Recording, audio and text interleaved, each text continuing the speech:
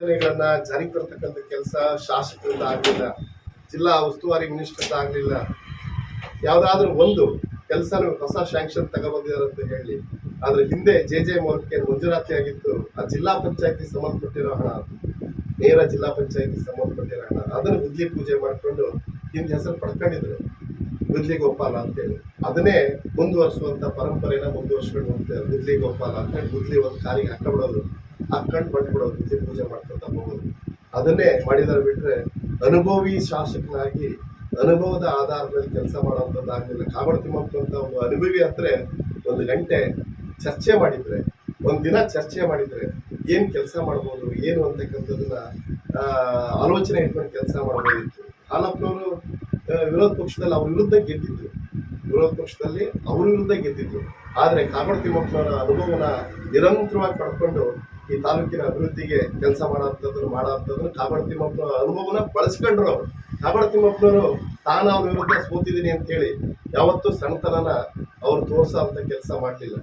ಈ ರೀತಿ ಒಂದು ಪರಂಪರೆ ಇರ್ತಕ್ಕಂಥ ಕಾಗೋಡು ತಿಮ್ಮಪ್ಪನವ್ರನ್ನ ಬರೀ ಫೋಟೋಗೆ ಅದನ್ನ ಫೇಸ್ಬುಕ್ಕಿಗೆ ಅಪ್ಲೋಡ್ ಮಾಡೋದಕ್ಕೆ, ಮೀಡಿಯಾಗೆ ಅಪ್ಲೋಡ್ ಮಾಡೋದಕ್ಕೆ, ನಮಸ್ಕಾರ ಮಾಡಿದ್ನ ಅಪ್ಲೋಡ್ ಮಾಡೋದಕ್ಕೆ ಮಾಡ್ತಾ ಇರೋದು ಏನು ಅಂದ್ರೆ ದ್ರೋಹದ ಕೆಲಸ ಮಾಡ್ತಿದ್ದಾರೆ. ಅವ್ರಿಗೂ ಸಹಿತ ಒಬ್ಬ ಮಾಜಿ ಮಂತ್ರಿನ ಕಾಲೇಜನ್ನ ಕಷ್ಟಪಟ್ಟು ಕಟ್ಟಿರೋ ಅಂತ ಕಾಲೇಜಿನ ಜಾಗನ ಕ್ಯಾನ್ಸಲ್ ಮಾಡಕ್ ಕೊಟ್ಟಿದ್ದಾರೆ ಅಂದ್ರೆ ಇದನ್ನ ನಾವು ಖಂಡಿಸಿ ಒಟ್ಟಾರೆಯಾಗಿ ಇವ್ರಿಗೆ ಬೇಕಿದ್ರೆ ನಾನೇ ಗೆದ್ದೆ ಅಂತ ಹೇಳ್ತಾರಲ್ಲ, ಎಲ್ಲೂ ಹೇಳಿಲ್ಲ. ಕಾಗೋಡು ತಿಮ್ಮಪ್ಪನವರಿಂದ ಗೆದ್ದೆ ಅಂತ ಹೇಳಿಲ್ಲ. ಇವರೆಲ್ಲ ಮಲ್ಲಿಕಾರ್ಜುನ ಖರ್ಗೆ ಇರ್ಬೋದು, ಕಾಲ್ಗೋಡು ರತ್ನಾಕರ ಇರ್ಬೋದು, ಇವರೆಲ್ಲ ಸಹಕಾರದಿಂದ ಗೆದ್ದೆ ಅಂತಕ್ಕಂಥ ಮಾತು ಎಲ್ಲೂ ಬರಲೇ ಇಲ್ಲ. ನಮ್ಮ ಕಾರ್ಯಕರ್ತರು ಮುಖಂಡರ ಬೆಂಬಲದಿಂದ ಗೆದ್ದೆ ಅಂತಕ್ಕಂಥ ಒಂದು ದಿವಸ ಅವ್ರು ಹೇಳೋ ಅಂತ ಕೆಲಸ ಮಾಡಲಿಲ್ಲ. ಒಂದು ದಿನ ಅವ್ರಿಗೆ ತಾಕತ್ತಿದ್ರೆ, ಶಕ್ತಿ ಇದ್ರೆ ಬೇಕಿದ್ರೆ ಚುನಾವಣೆನ ಎದುರಿಸಿ ತೋರಿಸ್ಲಿ, ರಾಜೀನಾಮೆ ಕೊಟ್ಟು ಎದುರಿಸಿ ತೋರಿಸ್ಲಿ. ಗೆದ್ದು ಬಂದ್ಬಿಟ್ರು ಅಂದ್ರೆ ನಾನು ರಾಜಕೀಯ ಸನ್ಯಾಸ ತೀರ್ಮಾನ ಮಾಡ್ತೀನಿ. ಯಾವತ್ತೂ ಸಹಿತ ಯಾವ ಪಾಂಪ್ಲೆಟ್ಸ್ ಅನ್ನು ಸಹಿತ ಹಿಡ್ಕೊಂಡು ಓಡಾಡಲ್ಲ. ಯಾವ ಪಾಂಪ್ಲೆಟ್ಸ್ ಅನ್ನು ಯಾವ ರಾಜಕೀಯ ಪಕ್ಷದ ಪಾಂಪ್ಲೆಟ್ಸ್ ತಾಕತ್ತು, ಶಕ್ತಿ, ಸಾಮರ್ಥ್ಯ ಬಿಟ್ಟು ಕಾಗೋಡು ತಿಮ್ಮಪ್ಪನವ್ರನ್ನ ಬಿಟ್ಟು ನಮ್ಮನ್ನೆಲ್ಲ ಬಿಟ್ಟು ಮಾಡ್ಲಿ, ಚುನಾವಣೆ ಮಾಡ್ತಾರಲ್ಲ, ಗೆದ್ದು ಬಂದ್ಬಿಡ್ಲಿ. ಈಗ ಅವ್ರಿಗೆ ಸ್ವಾಭಿಮಾನ ಇದ್ರೆ, ಸಾಮರ್ಥ್ಯ ಇದ್ರೆ, ಹೌದಪ್ಪ ಅನ್ನೋದಿದ್ರೆ ರಾಜೀನಾಮೆ ಕೊಟ್ಟು ನೋಡ್ಲಿ, ಅವ್ರು ಗೆದ್ದು ಬರ್ಲಿ. ಈ ಚುನಾವಣೆ ನಡೆದ್ರೆ ಎಷ್ಟು ಆಡಿಯನ್ಸ್ ಬರ್ಬೋದು ಅಂತ ಯಾರು ಅವರು ಈ ಚುನಾವಣೆಯಲ್ಲಿ 30,000 ವೋಟ್ಗಳನ್ನ ಕಳ್ಕೊಂಡಿದ್ದಾರೆ. ಈಗ 30,000 ವೋಟನ್ನ ಬರೀ 6 ತಿಂಗಳಿಗೆ ಕಳ್ಕೊಂಡಿದ್ದಾರೆ. ಅವರು 6 ತಿಂಗಳಿಗೆ 30,000 ವೋಟನ್ನು ಕಳ್ಕೊಂಡಿದ್ದಾರೆ. ಅವ್ರಿಗೆ ಅದು ಬೇಕಿದ್ರೆ ಅದು ಈ ಚುನಾವಣೆಯಲ್ಲಿ ಅದು ಅವರಿಗೆ ಗೊತ್ತಾಗತ್ತೆ. ಇದೇ ಚುನಾವಣೆಯಲ್ಲಿ ಅವರಿಗೆ ಅರ್ಥ ಆಗೋದಕ್ಕೆ ಸಾಧ್ಯ ಆಗುತ್ತೆ. ಅದು ಅರ್ಥನೂ ಆಗುತ್ತೆ. ಈ ಚುನಾವಣೆಯಲ್ಲಿ ಅರ್ಥ ಆಗುತ್ತೆ. ಮಧು ಬಂಗಾರಪ್ಪನವರಿಗೆ ಅರ್ಥ ಆಗುತ್ತೆ, ಇವರಿಗೂ ಅರ್ಥ ಆಗುತ್ತೆ. ವಿಧಾನಸಭೆಯಲ್ಲಿ ಅವ್ರು ಏನು 89,000 ವೋಟನ್ನ ನಮ್ಮೆಲ್ಲರ ಸಹಕಾರದಿಂದ, ನಮ್ಮೆಲ್ಲ ಕಾರ್ಯಕರ್ತರ ಸಹಕಾರದಿಂದ ಏನು ಪಡೆದಿದ್ರು, ಆ ನಂತರದಲ್ಲಿ ಆ ದುರಂಕಾರದ ವರ್ತನೆ ಏನಿದೆ, ಪ್ರತಿಯೊಂದರಲ್ಲೂ ದುರಂಕಾರದ ವರ್ತನೆ ತೋರಿಸಿ ತಂದೆ ಆದಂತ ಗುಂಪು ಕಟ್ಕೊಂಡು ಆ ಮೂಲ ಕಾಂಗ್ರೆಸ್ಸಿಗರನ್ನ ದೂರ ಮಾಡ್ತಕ್ಕಂಥ ಕೆಲಸನ ನಿರಂತರವಾಗಿ ಏನು ಮಾಡಿದ್ರು, ಮಾನಸಿಕ ಹಿಂಸೆನೆ ಕೊಟ್ಟರು. ಎಲ್ಲ ತಕ್ಕ ಪುತ್ರನ ಈ ಚುನಾವಣೆಯಲ್ಲಿ ಅವರು ತಕ್ಕ ಪುತ್ರನ ಕೊಡ್ತಾರೆ.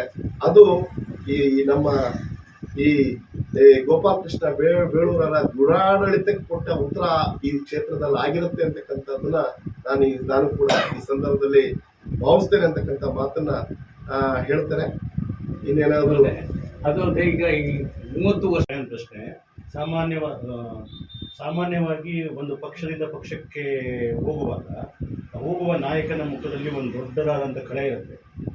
ಸಿಕ್ಕಾಪಟ್ಟೆ ಸಿಟ್ಟಿನಿಂದ ತನಗೆ ಅನ್ಯಾಯ ಮಾಡಿದ ನಾಯಕನನ್ನು ಮತ್ತು ಹೋಗುತ್ತಿರುವ ಪಕ್ಷದ ನಾಯಕನನ್ನು ಹೊರಡುತ್ತಲೇ ಮುಖದಲ್ಲಿ ಕಳೆ ಇರುತ್ತೆ. ನಿಮ್ಮ ಮುಖ ಕಳೆ ಬಂದಿದೆ ಯಾಕೆ ಸರ್? ಈಗ ಈ ಕಳೆ ಬಂದಿಲ್ಲ.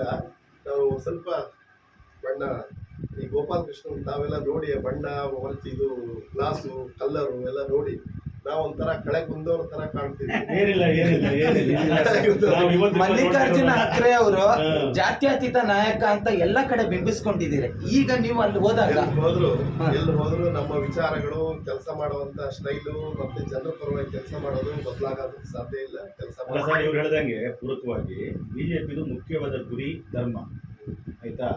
ಅಂದ್ರೆ ಅವರಿಗೆ ಮುಸ್ಲಿಮರೇ ಟಾರ್ಗೆಟ್. ಅವರು ಧರ್ಮದ ನೆಲೆಯಲ್ಲಿ